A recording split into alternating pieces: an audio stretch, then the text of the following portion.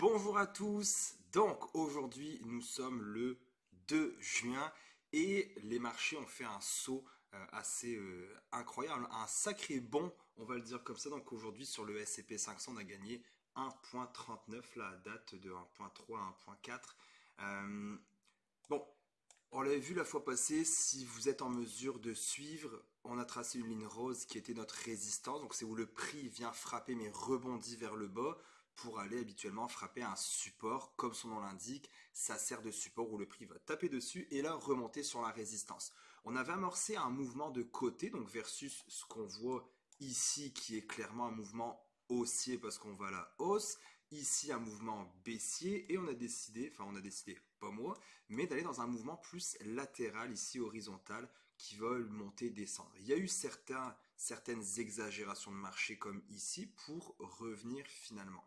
Donc là aujourd'hui, on avait flirté avec la résistance dans les derniers jours et là on est vraiment monté là, dans les 2 derniers jours. Donc qu'est-ce qui s'est passé? Il y a plusieurs choses. On pense à un ralentissement de la Fed, en tout cas on pense que la Fed à 70-80%, dépendamment les sources et les avis, que la Fed va arrêter d'augmenter les taux. Habituellement, le Canada va suivre, la Réserve fédérale canadienne également, enfin la banque centrale va suivre. Et également, l'autre chose, c'est qu'au niveau de l'emploi, donc j'avais sorti les chiffres, au niveau de l'emploi, on pensait qu'on allait créer environ 190 000 emplois. Ça n'a pas été le cas, on en a créé beaucoup plus, on en a créé 339 000. Donc c'est vraiment, c'est assez marqué comme montée. Donc ça, c'est ce que la Fed veut voir, c'est-à-dire qu'ils ne veulent pas écraser l'emploi, mais ils veulent écraser l'inflation. Et ça se passe quand même assez bien, puisque c'est ce qu'on voit, c'est que le marché va bien, mais qu'il y a un ralentissement au niveau des hausses de salaire, parce que plus les salaires sont hauts, plus à un moment donné, l'inflation va avec. Donc là, on a une augmentation de la hausse. On a une augmentation de la hausse, ça se dit pas vraiment, mais on a une augmentation du nombre d'emplois aux États-Unis, mais on a un peu une augmentation des salaires. Donc c'est vraiment ce que la Fed veut voir. Donc là, en gros, si on regarde notre graphique du S&P 500, donc l'indice le plus populaire, on va le dire comme ça, qu'est-ce qu'on s'aperçoit? Bon, on s'aperçoit qu'on est sorti de notre mouvement latéral. Est-ce qu'on va y revenir?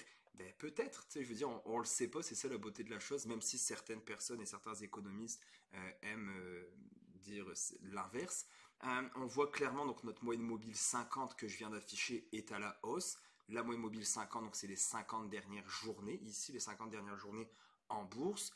Je vais la fermer, on va mettre les 100 dernières journées. On s'aperçoit que on est aussi rendu en hausse maintenant. Donc on était dans un mouvement là aussi plus latéral. Là, ça pointe le bout du nez. Et la 200 qui nous sert souvent d'indicateur de long terme, là, elle est flat. Elle est plus en baisse, mais elle est flat avec, on pourrait quasiment dire, un petit ton vers la hausse, mais là c'est vraiment parce que ce serait quelqu'un de très optimiste. Moi je la vois flat pour le moment.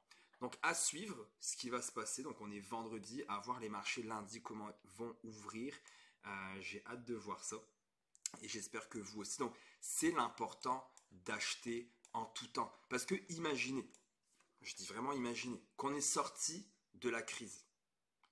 Tous ceux qui attendent depuis un bout, là, qu'ils attendent depuis, je sais pas, de quelques mois, et qu'ils ont rien acheté depuis ici, ils ont manqué à date, là. Bon, je vais sortir mon petit... je pourrais-tu le sortir? Non, je pourrais pas le... Malheureusement, je ne pourrais pas le sortir, mais je peux vous le dire sur un autre écran. Pour ceux qui auraient manqué la hausse, on va dire depuis le mois de mars 2023 ou quelque chose comme ça, on est rendu à 11%. Si on regarde le S&P 500, on va aller en dessous ici et on va regarder. Depuis le début de l'année, on est à 11,11%. Donc là, je le sais que je prends quasiment le point le plus haut de l'année. Oui, je prends le point le plus haut de l'année parce que le point le plus haut avant, c'était ici à peu près. Donc oui, là, je parle parce que c'est ultra optimiste. On pourra faire une vidéo la semaine prochaine où on va être en bas. Mais quand même, c'est important d'acheter continuellement. C'est ça, le dollar cost averaging de peu importe ce qui se passe. Je vous l'avais montré sur un de mes fichiers que je ne faisais plus, qui était le XSP, qui est l'indice aussi du S&P 500. J'avais arrêté de le faire, mais avant, je mettais chaque flèche quand j'achetais. Puis c'est ça qui crée de la richesse. C'est pas d'essayer de timer de, oh non, c'est trop haut, c'est trop bas. Non, c'est haut dans 1, 2, 3, 4, 5, 10 ans. On s'en souviendra même pas de ces journées-là. Donc, le but, c'est d'acheter en tout temps. Donc, on a aussi le Nasdaq que je voulais vous montrer qui va super bien aussi, là qu'on est rendu proche quand même du sommet.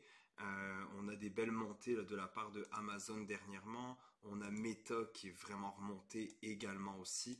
Donc je suis quasiment revenu à mon investissement initial. Heureusement que je ne l'ai pas vendu. Donc on a vraiment des belles choses qui s'en viennent.